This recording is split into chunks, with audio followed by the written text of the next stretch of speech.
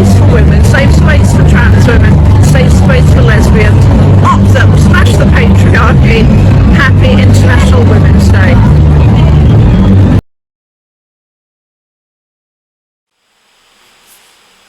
Hi, my name's Graham Thompson. So this is Councillor Caroline Lever, Chair of Devon County Council, member of the ruling Liberal Democrats who reign with the minority Greens.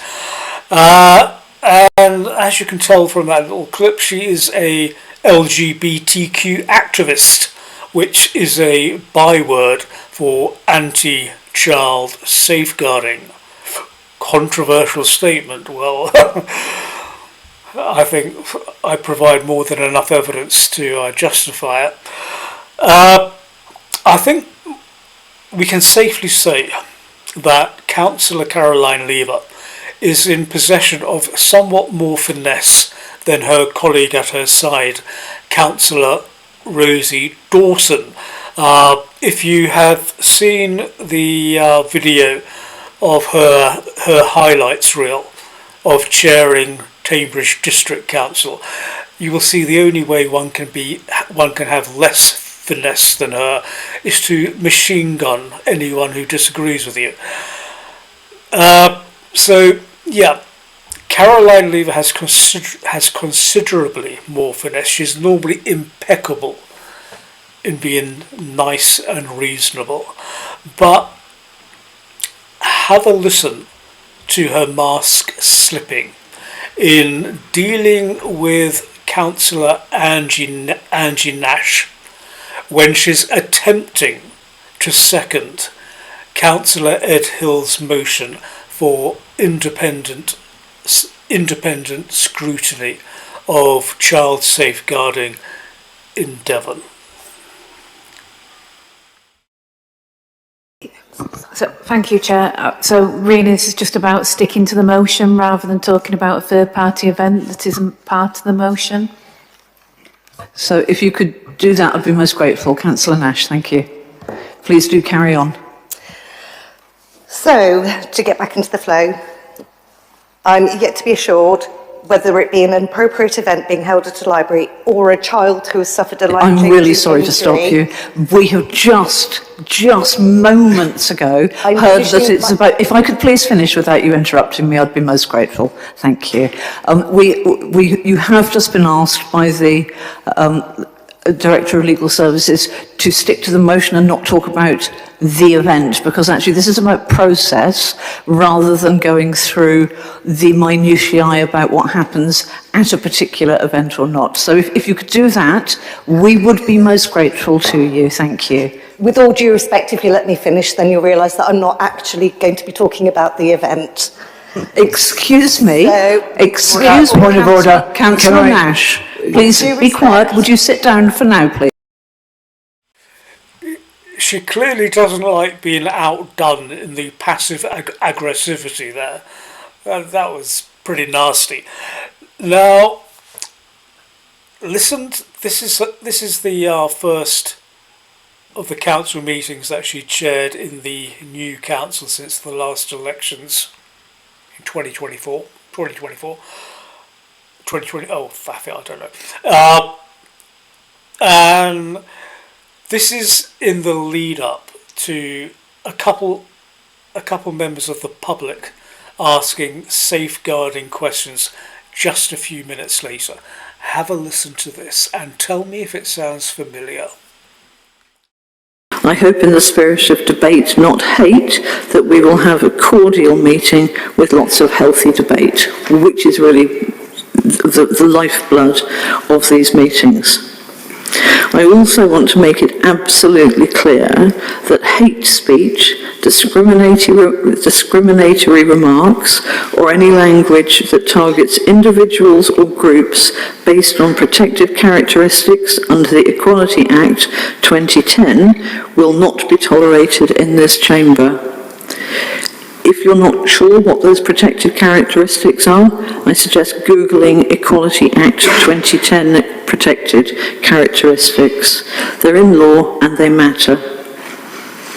Such behaviour not only undermines the principles of respectful debate, but may also constitute a hate incident or hate crime.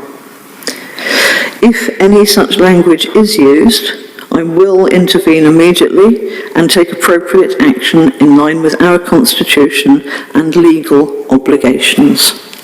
Okay?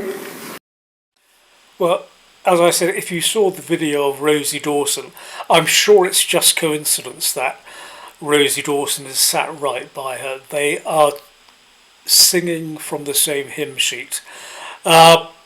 So trying to intimidate safeguarding questioners.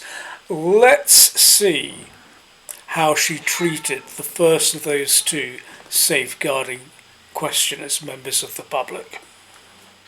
Third question is from Laura Horner, and Councillor Cottle-Hunkin has given a written reply. You're present. Have you got a supplementary question, please? Yes, I have. Thank you. Would you like to go ahead with your question? Yes, as will become apparent, I just want to frame my question first. But okay, I'm sorry, you couldn't. Is it possible to move the microphone slightly? Is that better? Thank you very much. Sorry, too short. I'll frame my question. I want to frame my question first, if I can, but I'll come to my question quickly. It's really clear that this is for a supplementary question. Yes. So you give a really brief. Yes. Introduction, perhaps only? Yes. Okay. So in your answer to me, I'm very glad you'd referenced the equality, inclusion and diversity pages from the website, but I sincerely hope they were not actually written by DCC. Whether they were written by an external consultant or not, they're owned by you, the councillors, and they were very wrong before the Supreme Court decision, and they remain wrong today. Excuse me, I'm sorry to butt in, but Okay. You'll have heard at the beginning of the meeting that we need to stick to factual things, and it sounds like you're making a statement rather than asking your question. So could I ask you just to ask your question, please? Thank you. The pages say that they are to use by equality, the use for equality impact statements written by this authority, so they touch every tenant of DCC services. They are... So is this your question? Yes. Thank you. Do the members agree that these pages are a disgrace? They should be removed immediately and replaced as soon as possible with oversight from the county solicitor rather than somebody who seems to prefer Stonewall law to the actual law. So if I understand your question correctly, it's do we as a council agree that the pages are disgraceful? I'm going to ask Councillor Cottle-Hunkin to respond to that. So she reformulates her question to try to belittle it. She didn't do that with the previous two speakers who weren't asking safeguarding questions, or the safeguarding questioner who followed, who asked a question too short to enable her to do that. And the questioner, no doubt intimidated by the hate incident, hate crime spiel in the lead up to public questions, asked her if it would be all right if she frames her question. And even though Councillor Lever says it is all right, but be brief, as soon as she's saying things that LGBTQ activist Councillor Lever does not like, she's moving the goalposts. That's not factual, that's a statement, get to your question. Pretty nasty stuff. That questioner was evidently not accustomed to asking questions at full council, which must be a very nerve-wracking experience, and that was nasty. One thing I have noticed about followers of the child mutilation cult is that it's pretty much de rigueur that child mutilation and Jew hate goes hand in hand. Listen to what Councillor Lever had to say on behalf of the council on Holocaust Memorial Day. Today, on Holocaust Memorial Day, we pause to remember the millions of people who've suffered unimaginable cruelty, not only during the Holocaust, but also in genocides such as those in Cambodia, Rwanda, Bosnia, the Middle East. Genocide in the Middle East. I wonder what she could be referring to. She spoke for a minute, and you can Google it. No mention of Jews on Holocaust Memorial Day. And this Middle East genocide she was referring to, she can only mean the bright, shiny lie of Gaza genocide. The purpose of that bright, shiny lie is to foment a second Holocaust.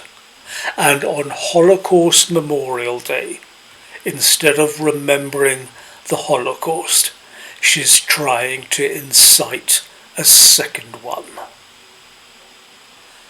Moving on to the next member of the Manson family.